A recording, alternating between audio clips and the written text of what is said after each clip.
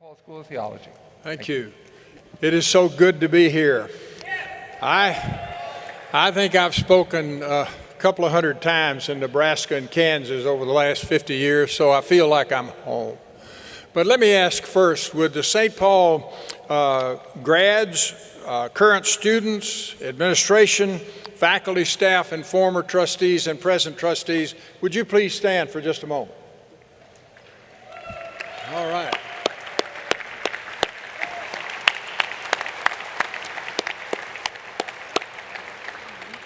Great to see you all.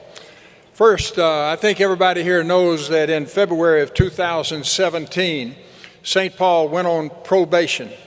It had 19 deficiencies. That was a serious challenge. I want you to know that we have now been taken off probation with no notations.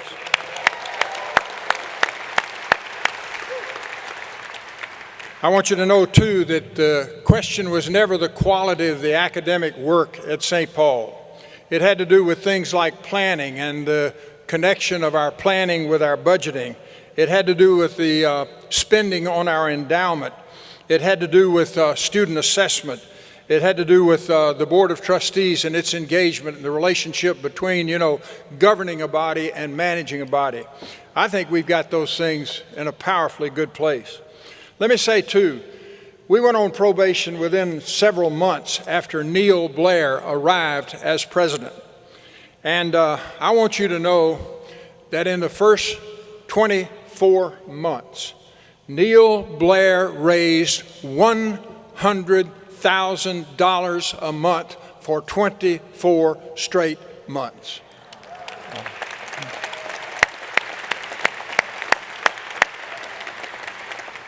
Jesus, of course, is to be honored first because Jesus turned water into wine. Neil Blair turned crisis into money. Also, at the end of those 24 months, we had an asset we were holding. We did not control it. It was not our asset, but it was worth almost $3 million. At the end of that 24 months, the family that owned, in effect, that $3 million gave it to the school, and it went into our endowment.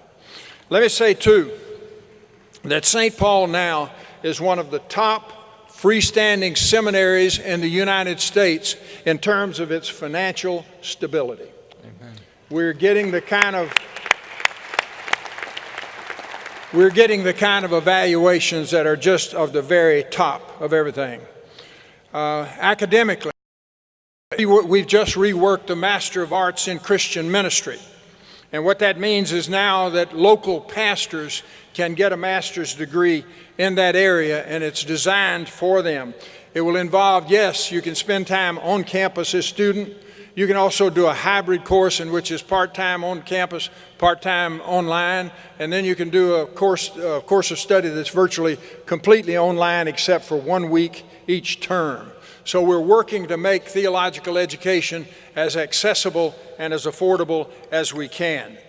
We've also instituted the Flex Initiative. This, again, is an initiative online. It makes it possible to complete a Master of Divinity in 3 years. And again, with this initiative, you have to be on campus 1 week each term. That means you can do most of it online. And folks, you may not altogether appreciate that, but right now that's the future of theological education, at least a great part of it.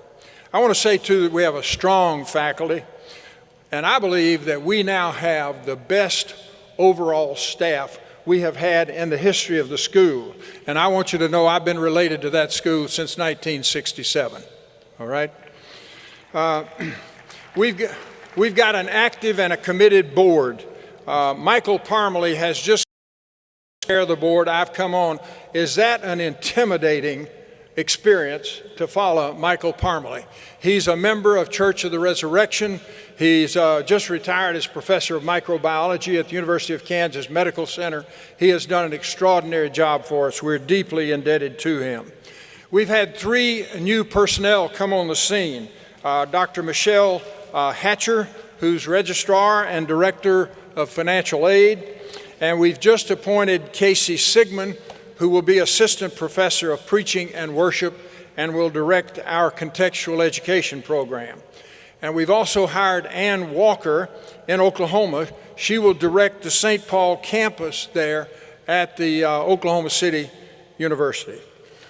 Let me say, too, that we've got a state-of-the-art campus at the Church of the Resurrection. I mean, now the technology, the rooms, it is just state-of-the-art. And thanks to Adam Hamilton and Church of the Resurrection, we're now renting that for $7.50 a square foot. Let me tell you, that is unbelievably extraordinary. We've got some challenges. We need to work on enrollment, but it looks like we're now going to make the enrollment goal that we have for this coming fall. And we also need to do some work on the Oklahoma campus. And that's why we've hired Dr. Ann Walker to come in there as director. In other words, I think we've got a situation that's looking up, up, up, up. And we invite you, come see us, visit us on campus. My main problem, quite frankly, as a new chair, is that it is terribly intimidating to come into a situation where for the last 2 and 3 years, we've had the kind of success we've had. I need your prayers, the school needs your prayers, and we hope someday that if you decide to go into theological education at St. Paul School of Theology, you will be able to do so without paying tuition, and you will not graduate with the kind of debt our students currently have. Thank you very much. Thank you, Dr. Temple.